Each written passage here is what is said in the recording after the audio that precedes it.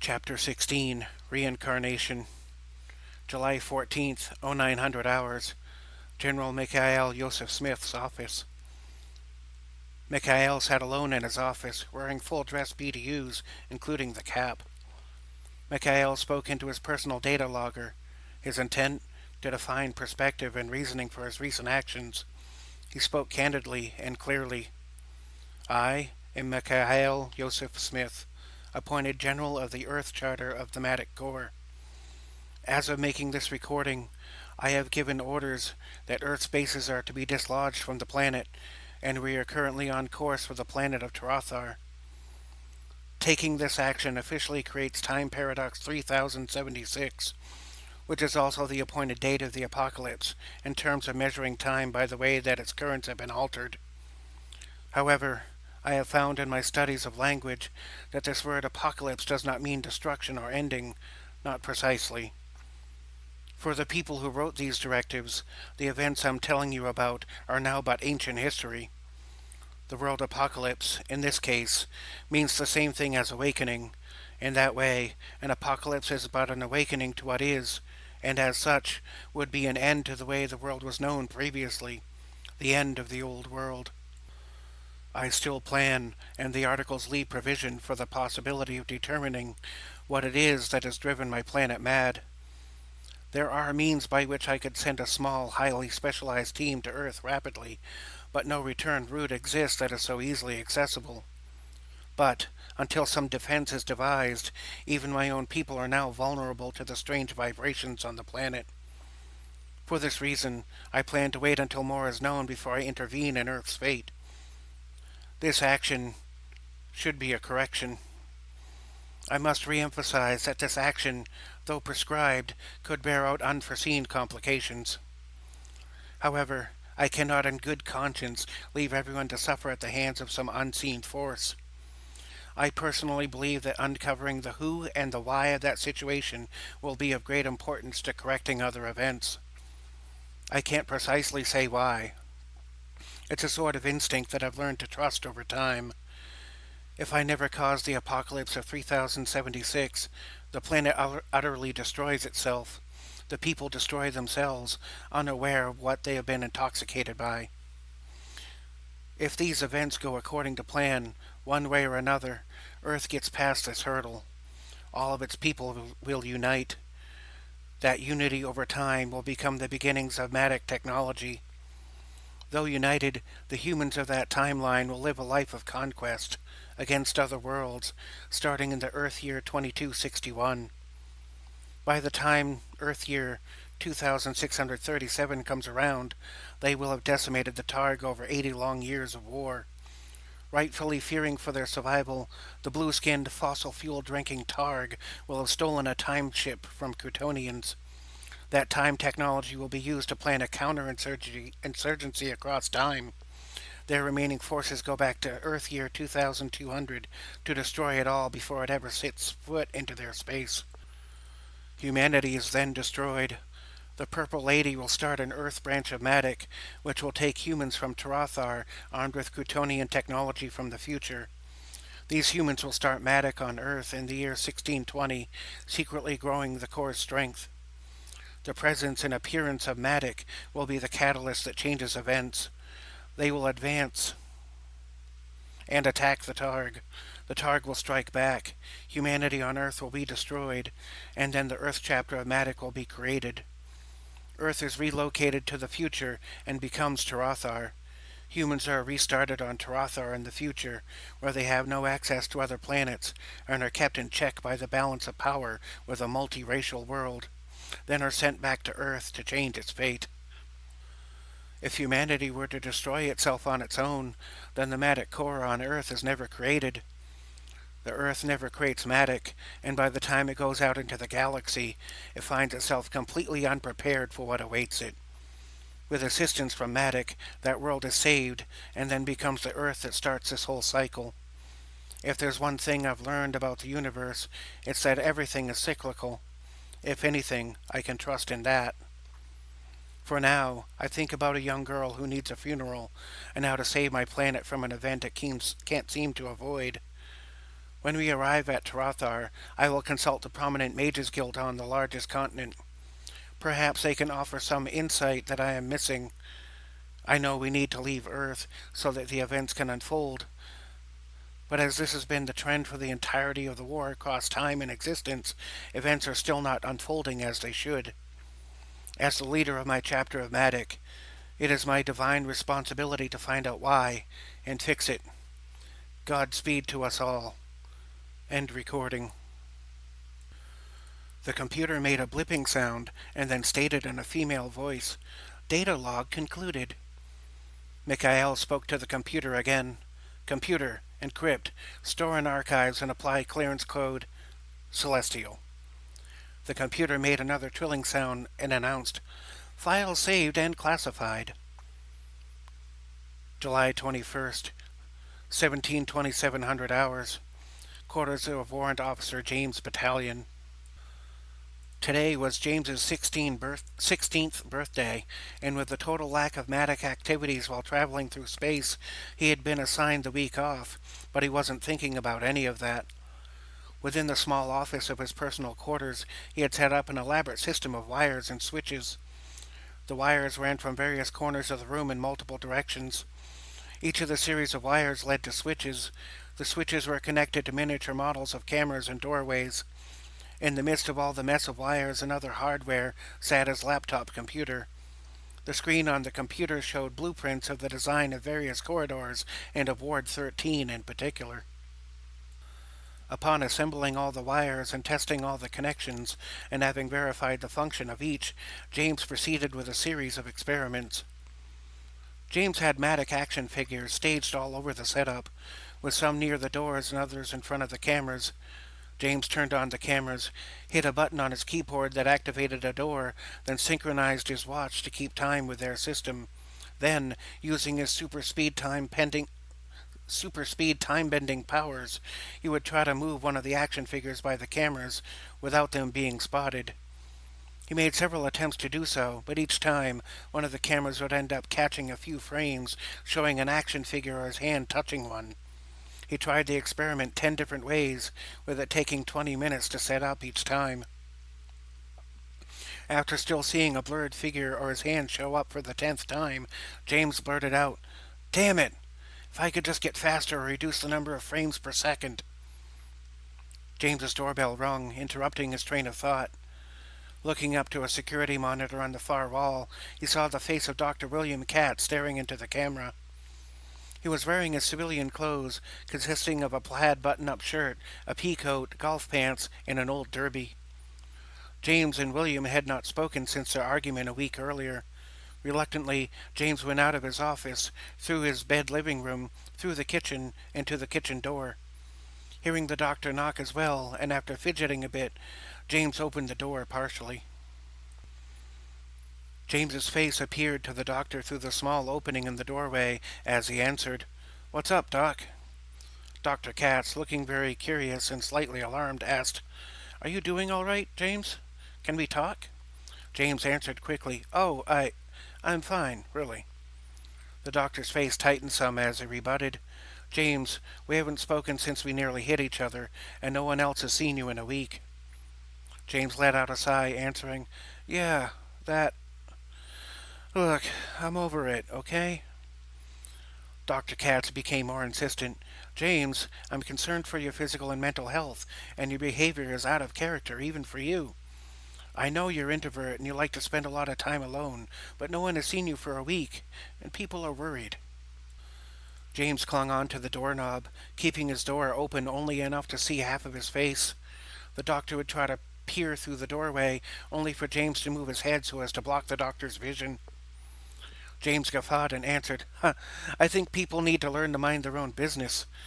Dr. Katz objected. "James, your behavior has been erratic, and your co-workers say you don't interact with anyone outside of work conversations. We need—" James interrupted the doctor, exclaiming in a slightly hushed way, "What I need is to be alone for a while. I'm not working today, and my personal activities are none of your goddamn business. With all due respect, sir, fuck off." James closed the door, slamming it shut before the doctor could draw another breath, let alone speak. Dr. Katz remained outside and waited a moment. After a few seconds, he knocked on the door again, but there was no reply. A moment later, a loud stereo in James' room started blasting out music by the Insane Viking Dolls, a heavy metal band starring Viking cross-dressers, committing acts of insane brutality, loud enough to drown out all outside noises. Dr. Katz looked to the nearby security camera, took out his phone, and sent James a text. It read, "If you need someone to talk to, you know where to find me." Dr. Katz sent the text, put away his phone, shook his head a bit, pulled his old derby-style cap out of his long pea coat, put it on his head, and sauntered away, having had a long day and just wanting to rest after all. James locked the door to his quarters and went straight back to his experiments. James tried altering the conditions of the test. He adjusted the security cameras in his simulation to record footage at half the frame rate, dropping it from 120 frames per second down to 60. He then ran the experiment again, this time getting slightly better results, but still failing. There were half as many instances of the camera catching what was happening as he sped objects around. Still, some of the cameras caught some footage of what was happening, if only for a few frames. James let out a frustrated sigh, holding onto his chin with his left hand. Staring at all the equipment, moving his blond hair out of his face, he mused out loud to himself. Still holding his chin in a deep thought, with the insane Viking doll still blasting, James uttered his thoughts out loud. Even in reboot or safe mode, all the cameras are still fast enough to catch me. That means, if I can't slow down the cameras anymore, then I need to get faster. Trouble is, how? James went to his computer, sat down, reached into the nearby mini-fridge, pulled out and opened a bzzzt energy drink, took a few big gulps, then started speed reading through many scientific journals and reports. After about 10 minutes of this, James stopped on a page. He cued the computer to print up the page, then went back and deleted all of his search history. James mused to himself, "That's it. Antichronometric particles. I could modify the formula to enhance my speed temporarily. But would it be enough?" James snatched the freshly printed files from his computer and read through them again, this time looking for any way to gain access to the materials. He read on to find out that antichronometric particles are found only in the core anti-aging injections. He would need to get a hold of some of that if he wished to modify his speed to be fast enough to dodge the camera's frame rates. James thought about it for a moment, then got an idea. James grabbed the remote to his stereo and reduced the stereo's volume. He read the doctor's text, nodding his head yes, and gave the doctor a call. After a couple of rings, Dr. Katz answered. "Hello? James?" James answered, "Yeah, it's me. Look." "Sorry," I yelled. "Can we meet?" Dr. Katz replied, "My husband has to work late tonight, so I was about to stop into La Muncher and get some dinner. Can you join me there?" James answered back right away, "Yeah, I'll be there in a few minutes." James hung up the phone without a goodbye, went to his closet, and changed into a clean version of the same shirt with the same green color. He also put on an identical pair of brown corduroys and a pair of green high-top sneakers. James left his apartment, locked the door behind him, and walked at a very human but brisk pace to the La Muncher Cafe. A few minutes later, James arrived at the outdoor dining area and right away spotted the doctor. The doctor eventually looked over to James just outside the food court, and seeing him, made a gesture waving him to come over. James waved back, signifying he saw the wave, and started to make his way through the small crowd of people outside the cafe. Plenty of people either just got out of work or were about to start another shift, so the area was quite crowded. Squeezing his way through several groups of people with a polite, "Excuse me," or "Coming through," James was able to make his way over to where the doctor was sitting down. Getting past the congregation of people around the tables, James got to the doctor's table, and being greeted with a "sit right here" gesture, sat down directly across from the doctor. Dr. Katz spoke as James sat down. "Glad you could make it, James. I'm not trying to get into your business. I just want to be sure you're okay is all." James nodded yes and responded, "I appreciate that. Just, yeah. You know, things have been crazy, and with the week off, I feel like if I don't keep busy, I'll make myself crazy. Dr. Katz spoke in a calm manner, but loud enough to be heard by James just above the murmur of the crowd. James, you've seen more death and chaos inside of the last 2 days than most will in a lifetime. It would be natural for you to have some anxiety or racing thoughts. Look, it doesn't have to be me, but I think that if you talk to someone, you might feel better and get through this time a bit easier. James nodded. Maybe I just. A female waiter arrived, waited to be noticed, and when both men saw her, she spoke. Welcome to La Muncher, gentlemen. Can I start you off with a drink? Dr. Katz responded warmly to the dark-haired young lady. I'd love a drink, but I'm afraid I should stick with some herbal tea. James interjected. Doc, you work hard all day, under insane circumstances. If anyone deserves a drink, you do. Dr. Katz sighed heavily and exclaimed softly, From the mouths of babes. Well, fuck it. I'll have one of the... Yeah, I'll have one of the Berblestein stout ales. James nodded, then addressed the waitress, who was hastily writing down the drink order without even looking at her notepad. You have bzz. The waitress replied with a smile. 22 flavors. Bizarre mango, wicked twist punch, orange you glad, plum lucky. James interrupted the waitress long enough to call out, Electric dew. James only now noticed that the young lady, on rollerblades, was constantly shifting her weight around to stay stable. He got lost in the physics as he watched her feet moving around. James's distraction was broken only by the bubbly waitress who, while still smiling and writing down the drink order, then replied warmly with excitement, Great, I'll get those out to you as soon as I can, and Stacy will take your order. James commented, Wow, I'm still amazed. Dr. Katz responded, Amazed? At what?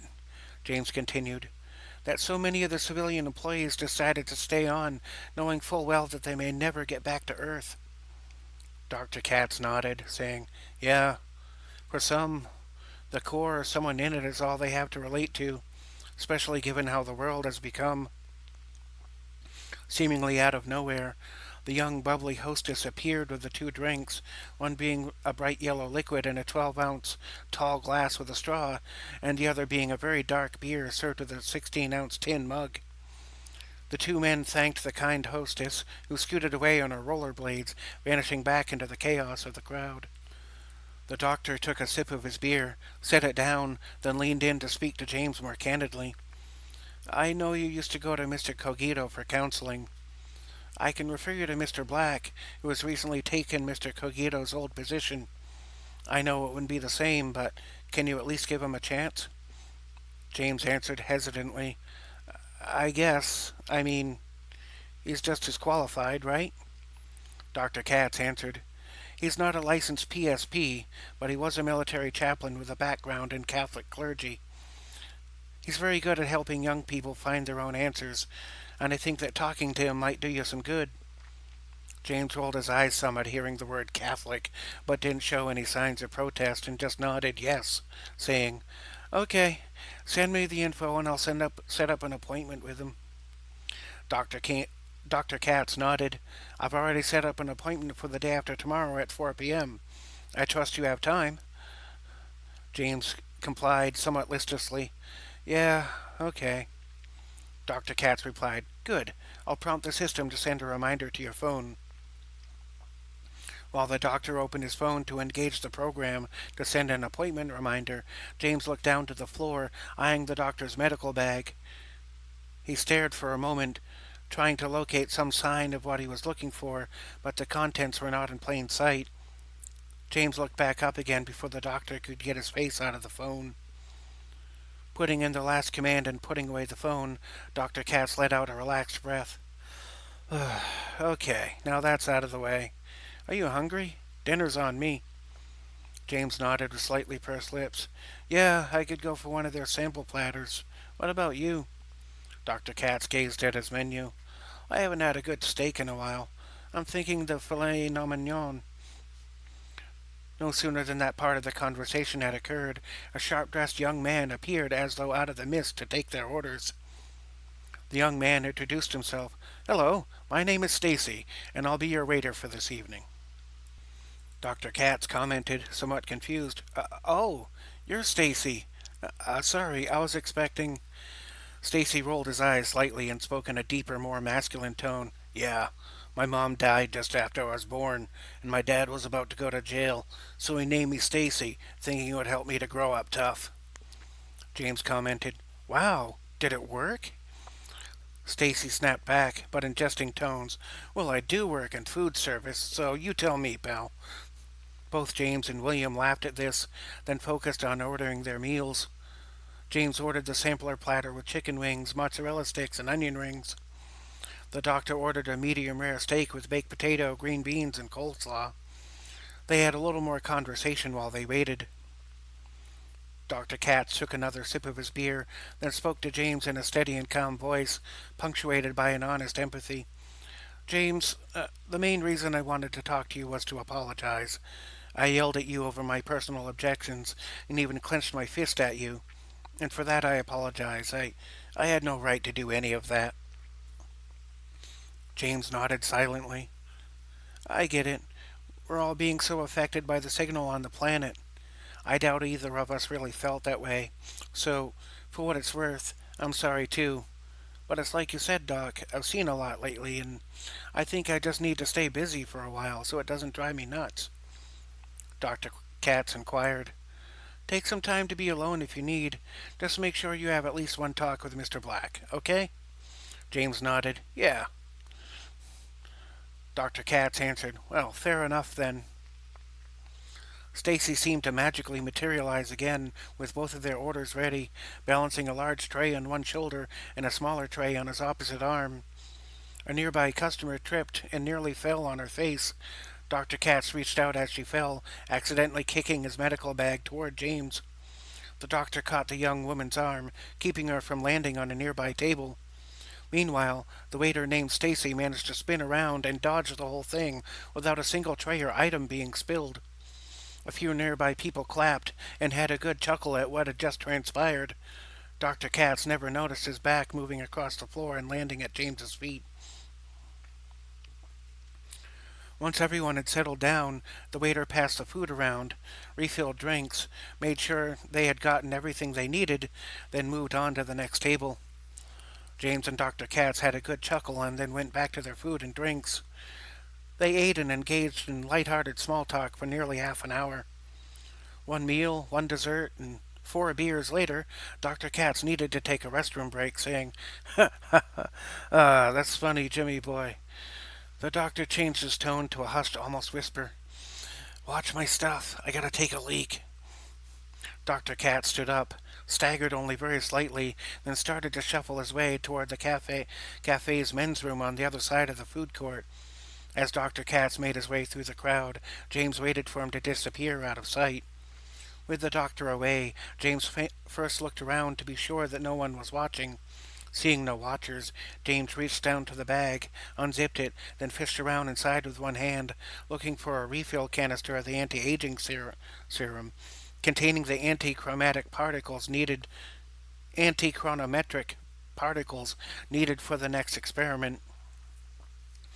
He found the canister, looked around one more time, and keeping his hands within the bag, took the cartridge out, and then fished an empty one from under his long sleeve and inserted that cartridge instead. With the cartridge under his sleeve, James closed the bag, then set it down on the table. A couple of minutes later, Dr. Katz returned to the table. James drew the doctor's attention, saying, Hey, Doc, accidentally kicked this when that girl fell. Wouldn't want to lose this. The waiter named Stacy returned again, and Dr. Katz took the opportunity to use the waiter's portable scanner to swipe his Matic pay card. The doctor clumsily scanned the card, sat down, and proceeded to sit down and chug the last tin cup of beer. Dr. Katz then reached across the table from his doctor's bag, and upon sliding it over to himself, unzipped it and went through it, moving items around in the bag. Dr. Katz looked up from the bag. I trust you, Jimmy, but can't be too careful. James held his breath as the doctor searched. Dr. Katz spelled out, Okay, seems like everything's here. Thanks for the convo, Jimmy. I gotta go home and I gotta go to bed. James let out a breath as the doctor spun around and started to slosh his way towards the street. The doctor took several steps and spun around. Dr. Katz then bellowed out, "Oh, and Jimmy, don't forget about Mr. Black." James waved with a forced smile, shouting, "Okay, bye." James waited another minute or two for the doctor to get some distance away. Once he was sure that the doctor was out of sight, James casually stood and walked out of the food court and headed back home. He kept the cartridge of anti-aging serum under his sleeve the whole way. Once he got back home and had locked the kitchen door behind him, he took the object out from under his sleeve and put it into the cupboard above the sink behind several cans of veggies. James went to the security camera in his office and checked several angles to be sure that no one was following or watching him. Once he felt satisfied that he had not been spotted or followed, he straightaway sat down to the computer to conduct more research. James sat at his computer for several hours, trying varying combinations of elements to alter the antichronometric formula in such a way as to reverse its polarity. After staying up until a little past 3 a.m., barely leaving his chair for anything other than energy drinks and restroom trips, James finally fell asleep in his chair. The remains of a can of bzz got knocked over and fell to the floor, staining the carpet green as James fell into unconsciousness. Not long after falling asleep, James slipped into a dream. He awoke in a place like an infinite meadow, full of flowers of every color. The meadow was full of bright light. A sweet voice behind James called out, "Hey, I'm over here, silly." James turned around to see who was speaking. He saw a girl bathed in light. He could just make out her form, but couldn't identify any specifics. She waved at him with her right hand, uttering a warm, slight giggle. James continued to stare, feeling something familiar about her, but couldn't quite place her. Squinting and looking closely at her face, James moved a little closer. Suddenly, she held up a piece of paper in her left hand. She spoke as James tried to get a glimpse of her face. "I drew you a picture, but we don't have much time. You have to look at it now." Hesitantly, James reached out for the piece of paper, still unable to see the girl in the light. He took the piece of paper as she let go of it. Looking down, James saw a pattern something like a fractal snowflake. As he gazed into the pattern, it became numbers and symbols. The longer he stared, the deeper the hole went. James spiraled down the void, taking in innumerable symbols. He felt as though he were falling into a hole of symbols and ideas. Just as he felt totally overwhelmed, and as though he were falling into infinity, there was an even brighter flash of light. Shielding his face from the light, James looked up from the page to see the girl, retreating from the light. James saw the pale, one-eyed, dead face of Emily Weiser. James became very frightened, but held onto the paper and didn't look away from her face.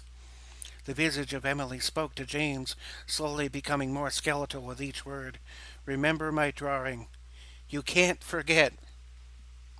By the time the visage of Emily uttered the second sentence, she had become entirely skeletal. The now vicious-looking skeleton with 3 eyes growled, "Remember!" July 23rd, 1550 hours. James awoke on the floor, gasping for air. Taking in a few deep breaths, he noticed drool running down the left side of his face. Lying on his stomach, he pushed himself up out of his own puddle of saliva and spilled energy drink. Looking up, James saw that a day and a half had elapsed, and he needed to be at his appointment with Mr. Black in 10 minutes. James muttered, standing up shakily, "Aw, fuck, what the hell?"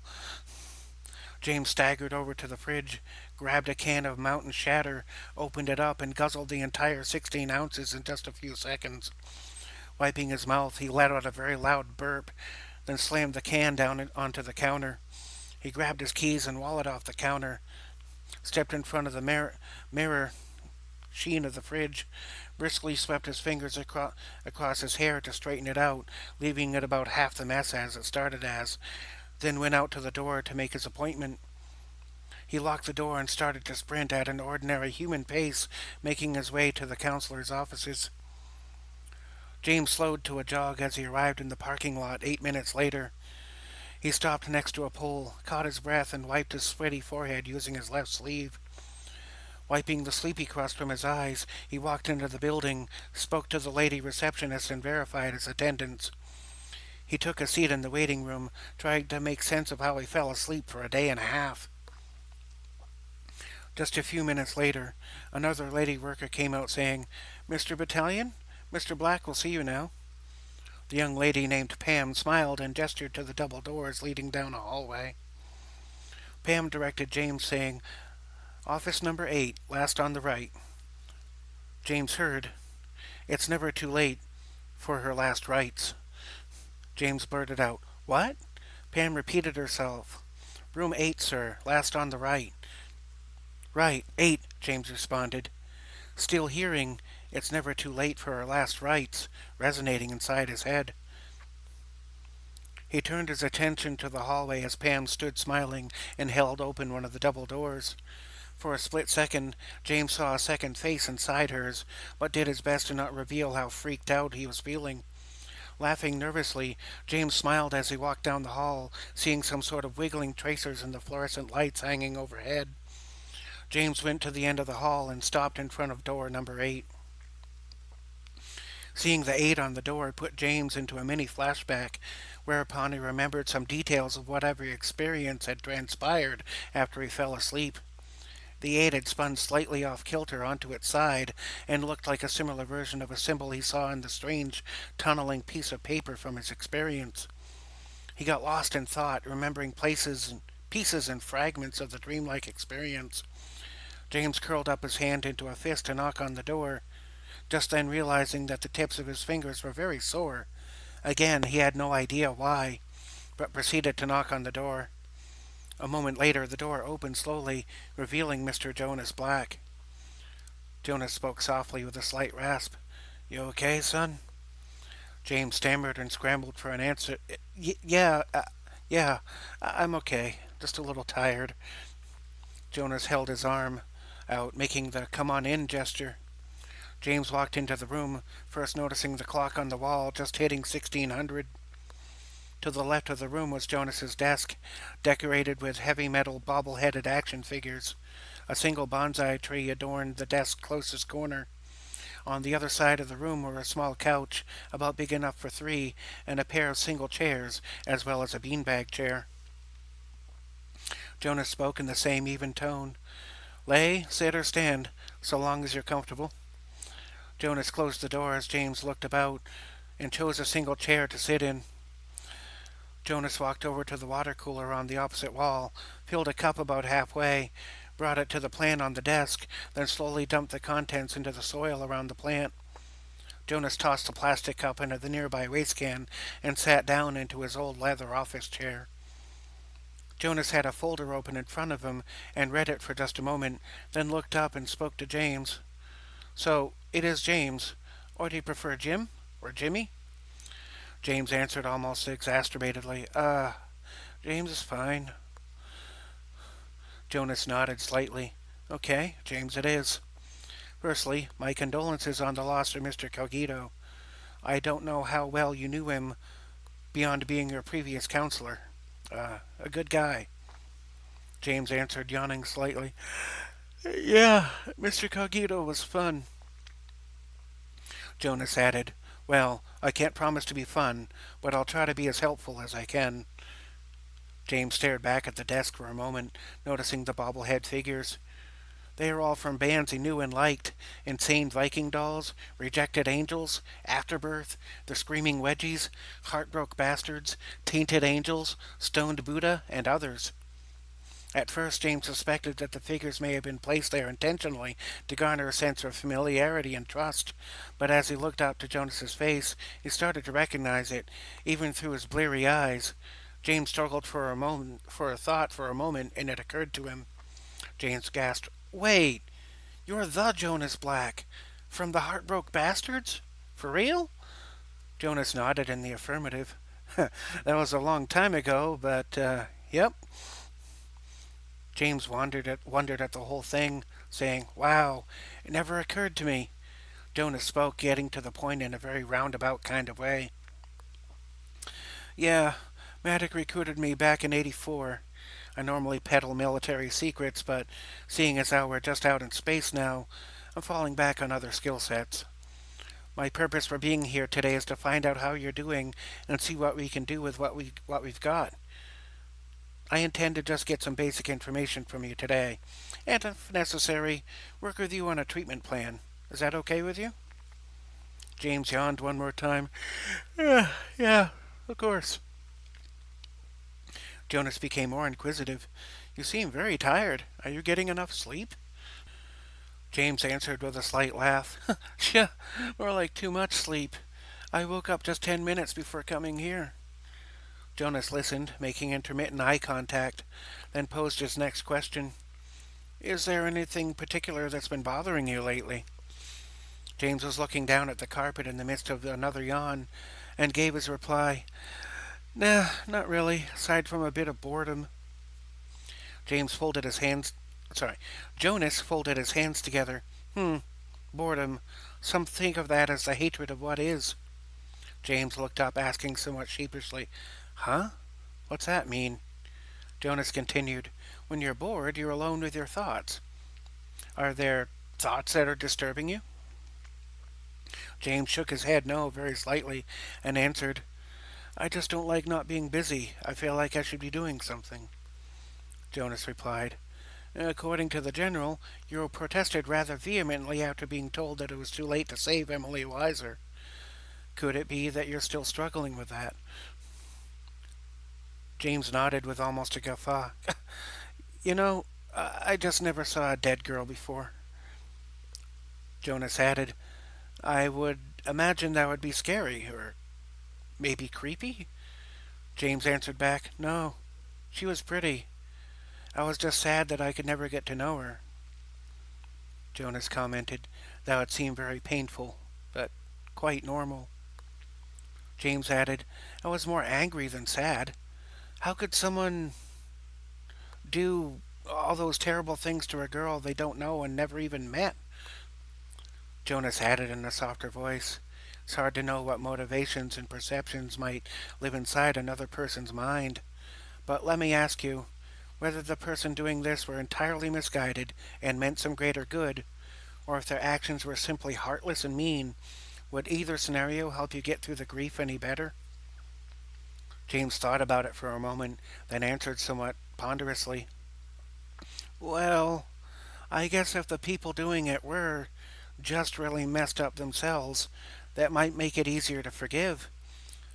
But if they were just selfish and mean, that just makes it even more meaningless. Jonas nodded while listening as James made occasional eye contact. There was a mutual silence for nearly 30 seconds, then Jonas started the conversation up again.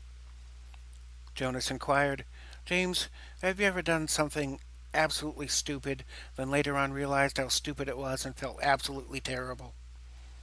James nodded in the affirmative, almost chuckling. Yeah, lots of times. Jonas continued the line of thought. Then, wouldn't it seem at least possible that the people who did this might have felt terrible themselves? James stammered some.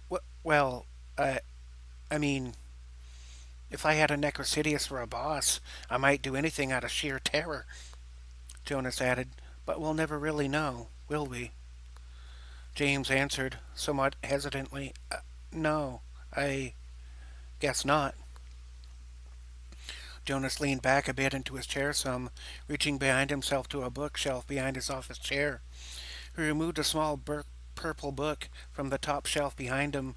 He turned around to face James again and set the book down onto his desk, title side up and facing James. The book cover read, Peace in My Pocket, 22 Ways to a More Peaceful Tao. Jonas chuckled. Jonas continued to speak again. Then I would estimate that, since we can't know what was in the other person's mind, maybe we should turn inward and deal with what's in our own minds. That's where we're hurting, isn't it? James answered, nodding slightly. I guess it is. Jonas' tone became a bit more stoic. There's no magical cure. It will take time and it will be very uncomfortable. Even when you think you've progressed, your mind will go back to that and hurt all over again. James guffawed. Not exactly encouraging. Jonas tilted his head slightly, looking at James directly in the eye. I never sugarcoat anything, James. If you want to get better, you'll have to work hard through your discomfort. There's no other way. Unless you become some kind of happily detached Buddha, you don't really get to choose whether you suffer or not. You do get to choose what you do with and about that suffering. You can take responsibility for it and make it better, and that will make things better. Not just for you, but a stronger you is better for everyone around you. Are you willing to try? James muttered somewhat listlessly. I guess so. Jonas became slightly confrontational. You guess so? Either you want to make your life better or you don't. Yes or no. James answered, sounding flustered. Yes, I want to make it better. Jonas' tone softened again. Good. The first thing to know, then, is that everything we feel comes from within us. You often tend to feel as though external factors are responsible, but we can't control those. But with discipline and detachment in equal measure, we can ourselves determine how we feel and react. James, I would like you to read this small book. Don't read it all at once. Read a chapter a night, then find a quiet place to just sit and be silent. Don't play any music or anything else. Be alone with your thoughts for 20 minutes. Every time a thought comes up, identify it, but don't engage it. If you get an angry thought, just say within yourself, that's anger, and then let that thought go. James inquired, and that will make my sad thoughts go away? Jonas answered very matter-of-factly, no, but it will help you to be at peace with them. James blurted out almost sarcastically, so that's it. Read some funny pamphlet and meditate? Can we just get right to the issue and fix it? Jonas answered softly but firmly. You need to juggle tennis balls before chainsaws. I expect to see you again at the same time next week. When that time comes, you will report on how your meditation is going, and we'll work on the plan some more from there. Dismissed. James nodded, stood and stretched a bit. As James' gaze fell onto the desk, Jonas gestured toward the small book with his right hand. James picked up the book, put it into his right front pants pocket. He gave a salute which Jonas returned, as per protocol. James turned to leave Jonas's office, but Jonas spoke one more time. Jonas spoke with vigor. James! James turned to listen, and Jonas continued. Keep busy if that's your coping style, but get some rest first, huh? James answered, Yes, Mr. Black. Jonas answered more softly, Okay, see you next week. James walked out of the office, gently closing the door behind him. Seeing a Matic-based transport vehicle, which for all intents is a taxi, James hailed the vehicle with a whistle and a waving hand. The driver of the core cab saw this and pulled up to the sidewalk. James got into the rear of the cab and told the driver, Housing District 8, C Street. The driver answered, somewhat deflated sounding, You got it, kid.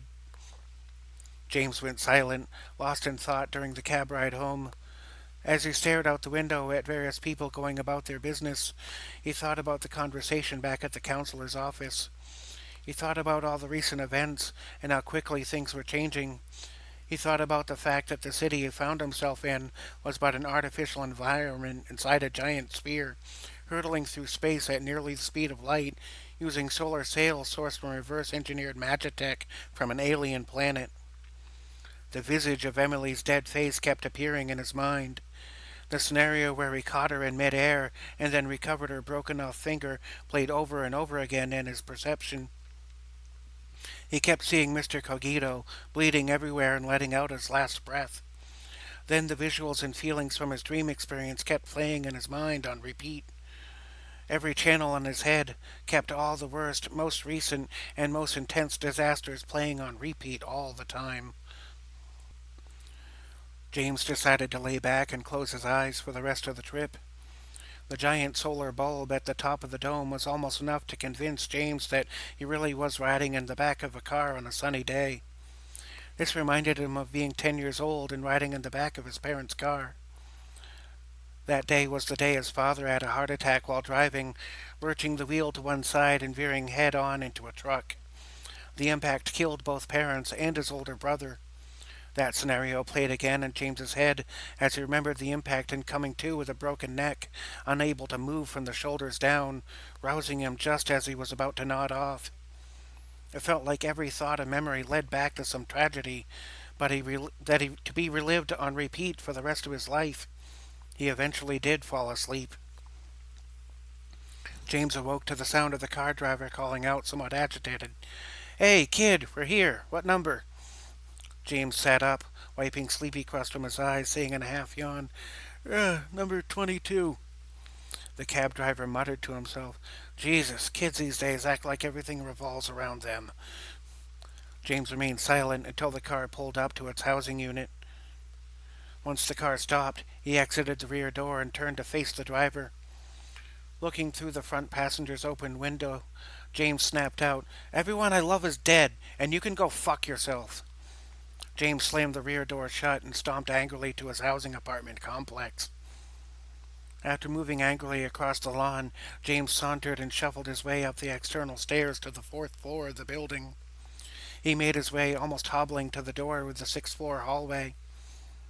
There were halls between rooms, but all the stairs were external, with a series of stairs on each building face. Each building was octagon-shaped and had a total of 8 sets of external stairs. James unlocked the door to the hallway, went inside, and lazily shuffled down the hall to room number 6. He unlocked the door, too, and entered his apartment, fishing into his right pants pocket for a small purple book. He set the book down on his kitchen counter, then dragged his feet all the way to his office. The office was his default room to be in on account of his TV, computer, and gaming systems being in there. James sat down in front of his computer and closed his eyes for a few minutes. He went back into an unpleasant memory and was jolted awake again. He opened his eyes to see a message flashing on his computer.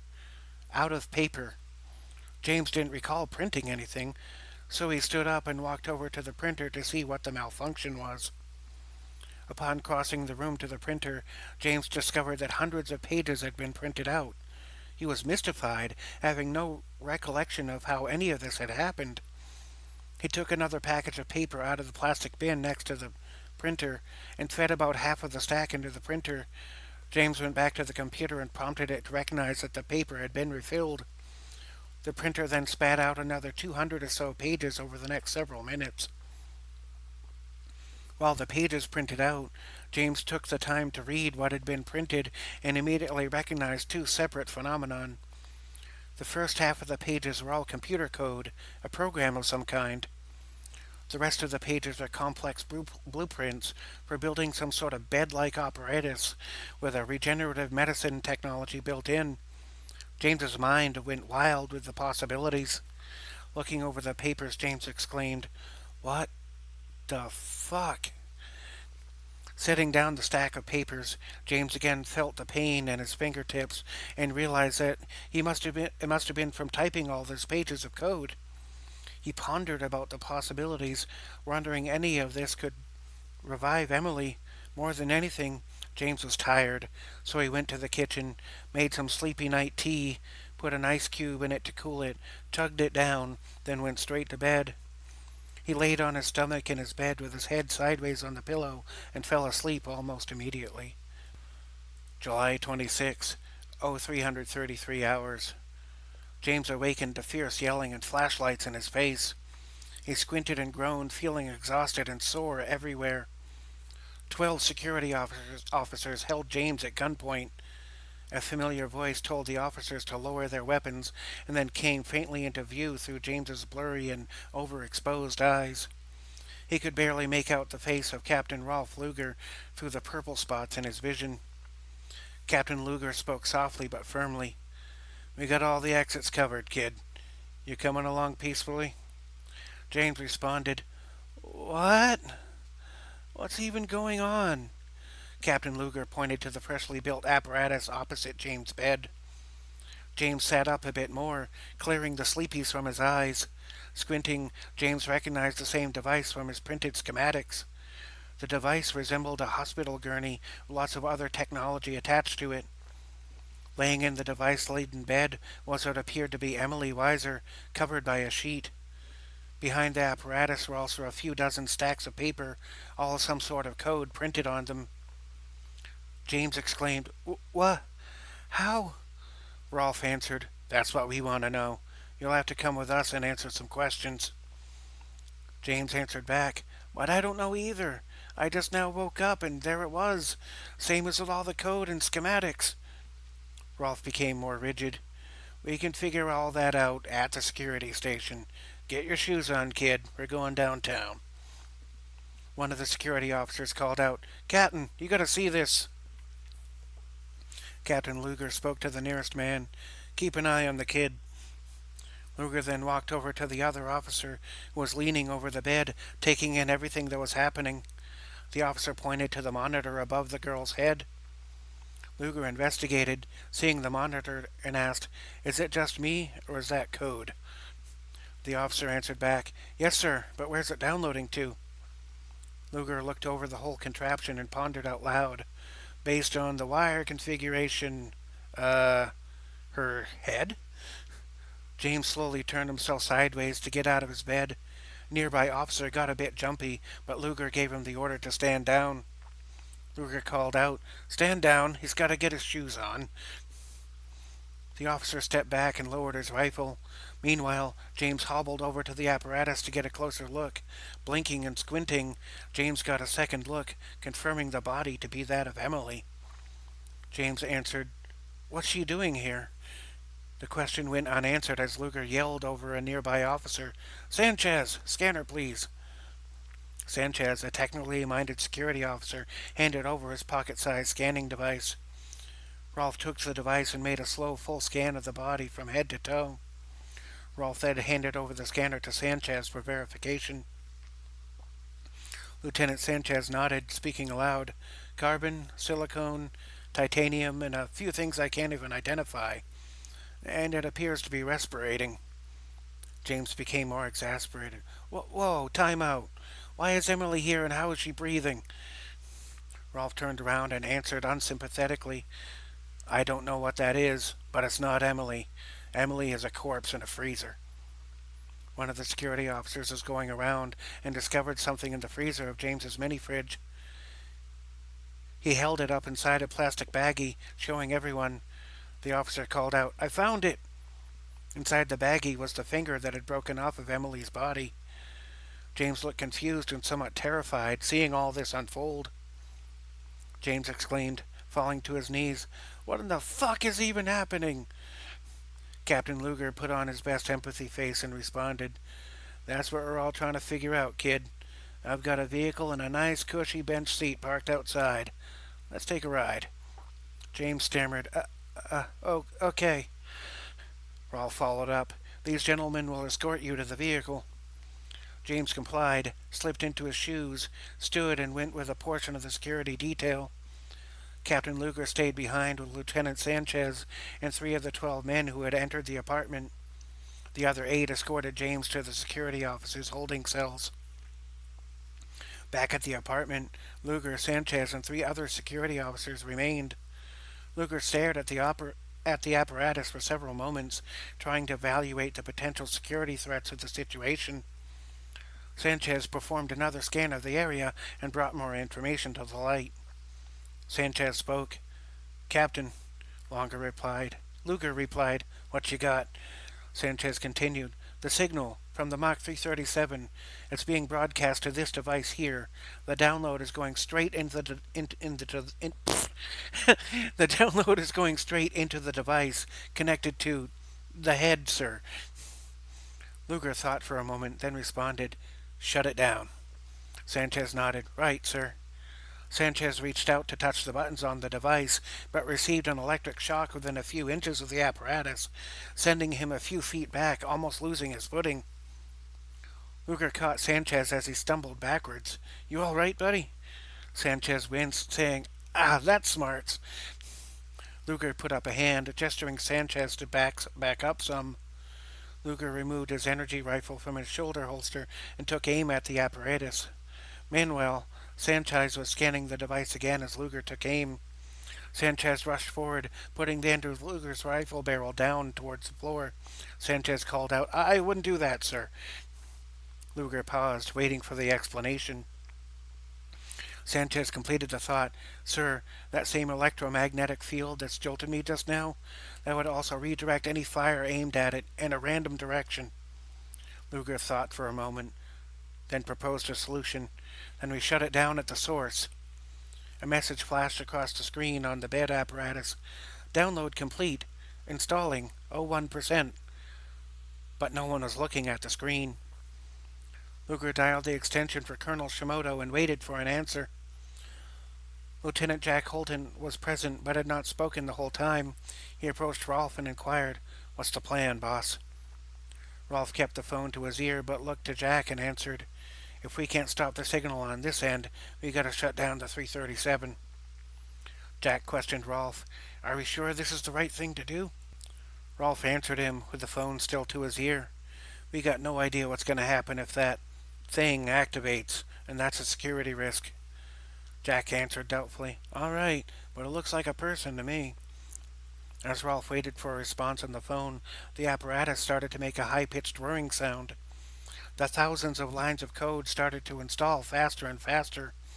Rolf turned to see what was happening with the apparatus, which had gone from 1% to 4% over the last minute. Seeing the accelerated pace of the installation, Rolf prompted Jack, Get a team down there. Shut it down manually if you got to. Jack sounded off, Yes, sir, I'm on it, and ran out of the room. Captain Luger finally got an answer on the line to Colonel Shimoto. Colonel, sorry to disturb you at this hour. We've got a security situation, and I need authorization to shut down the 337 remotely. Yes, I'll hold.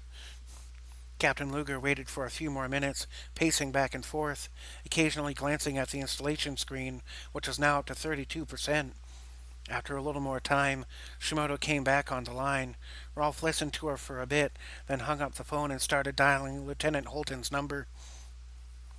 When Holton answered, Rolf gave instructions.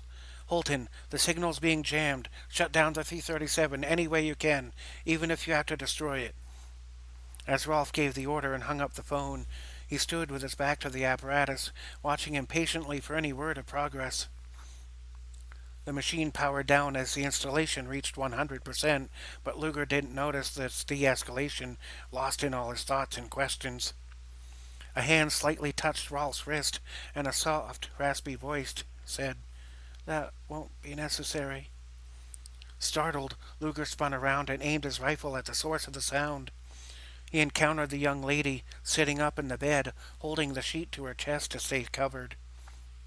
The young lady inquired with curious eyes, Are you going to shoot me? Rolf kept the rifle trained on the young lady, but didn't shoot, and instead asked, So, who am I talking with here? The young lady smiled slightly, then answered, They used to call me Emily. Luger's phone rung again as he answered it without lowering his rifle. He listened to Lieutenant Holton explain that the 337 had already powered down. Rolf answered and updated his security officer.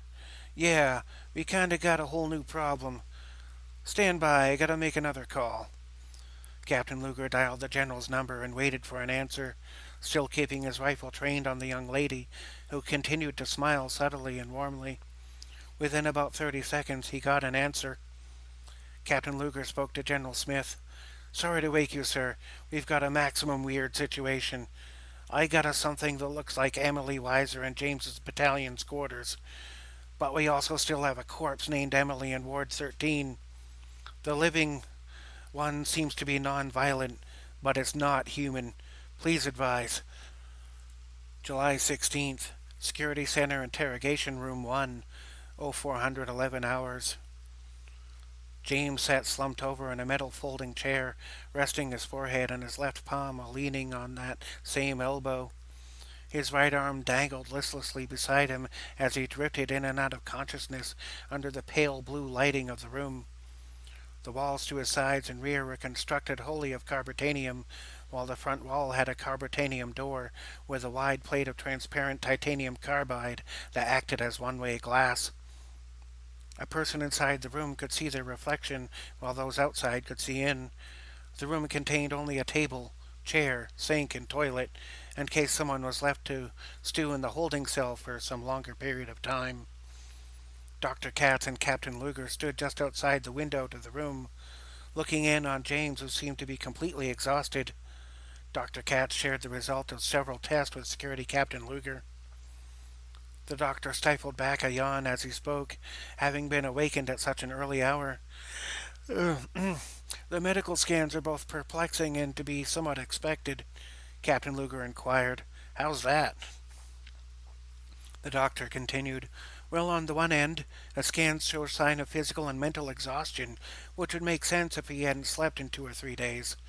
The strange part is, his cerebral cortex shows the residue of more activity than should even be possible.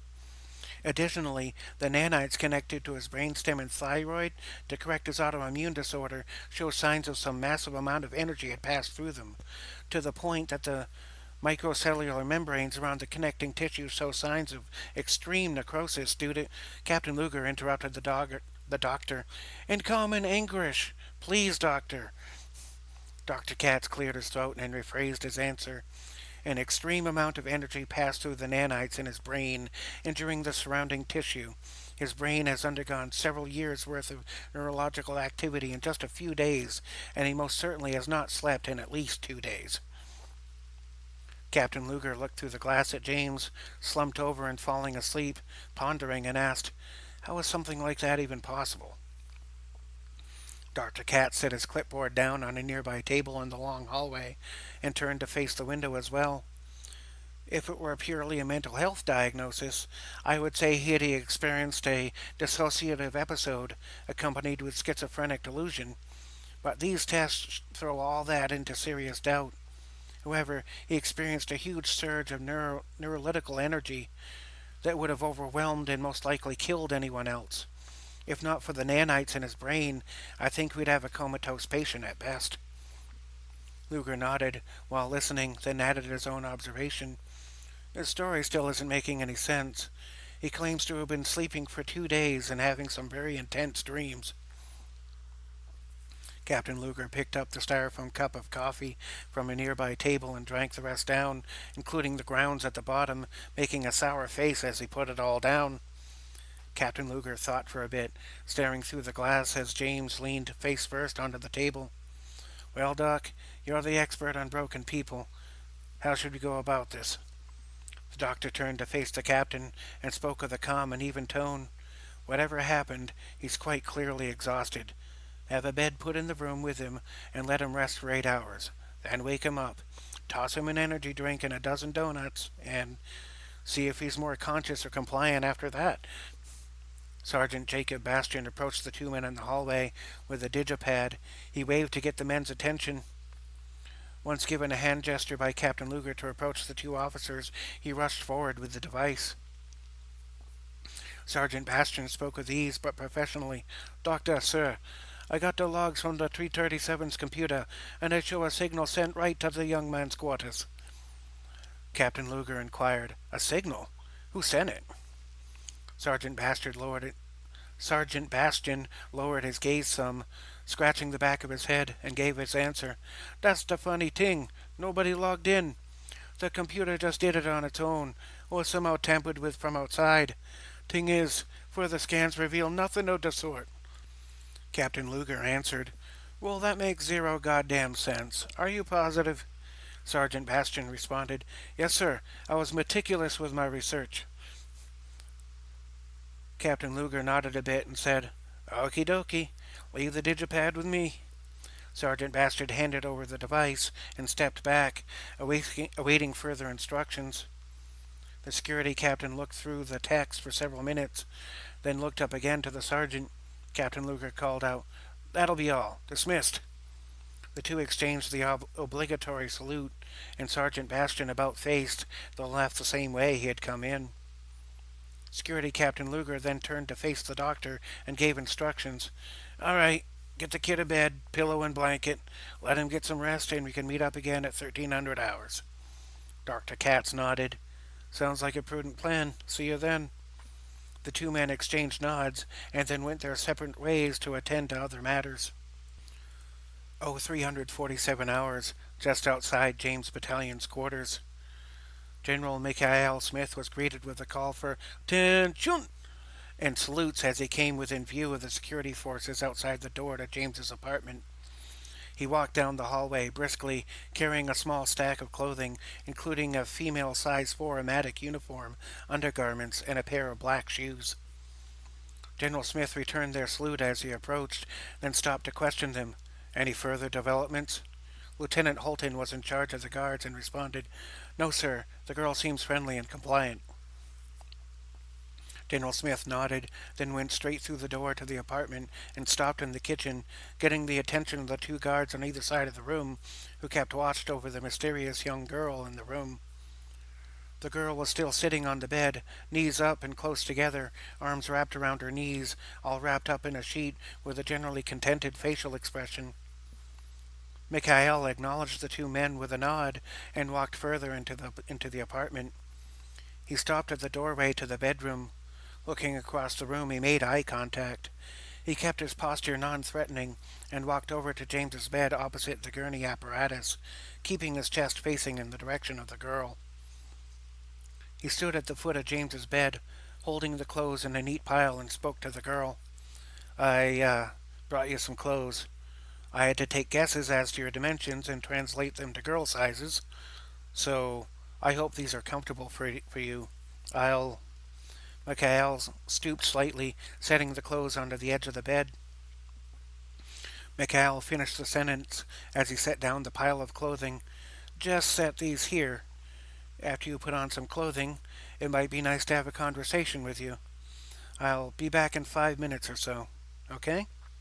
The young girl answered calmly, still looking content. "Thank you." Mikhail backed out of the room, about-faced in the kitchen, and faced the two guards. He stared at the two guards for a moment, but neither moved. Mikhail spoke to them in a critical and questioning tone. "Do you boys intend to stay here and watch a teenage girl change?" The two men sounded off. "No, sir." The two guards hastily made their way out of the kitchen and left the apartment. Mikhail followed behind them at his own pace, got through the doorway, reached back, grabbed the doorknob, and gently closed the door. He pulled out his phone, checked the time, then spoke to one of the guards. Mikhail gave orders to Corporal Finnegan. "Finnegan, go down a mess. Put together 2 platters of all kinds of food. Grab 2 bottles of water and bring them here." Finnegan sounded off, "Sir," and sprung into action.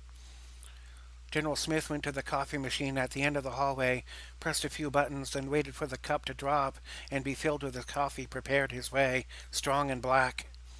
Once the cup filled up, the general reached out, picked it up, blew on it some, and took a tentative sip from the scalding black liquid inside the paper cup. Having burned his lips and tongue slightly, and with a wincing expression, with one eye partially closed, General Smith exclaimed, "Ah, the elixir of the gods!"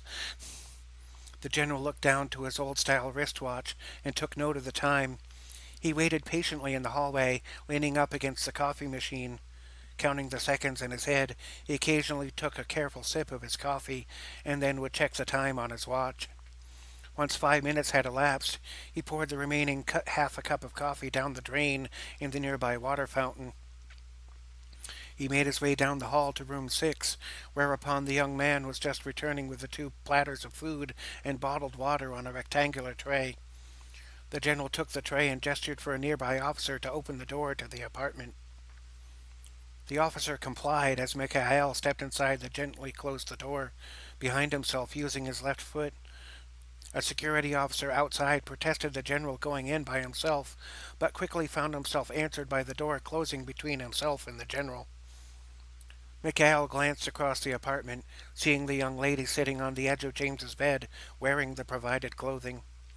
She looked up, smiling softly, as Mikhail's gaze met hers. Mikhail set the tray down on the kitchen table, and then gestured towards it, saying, "I've ordered us some breakfast. Would you join me in a meal and conversation?"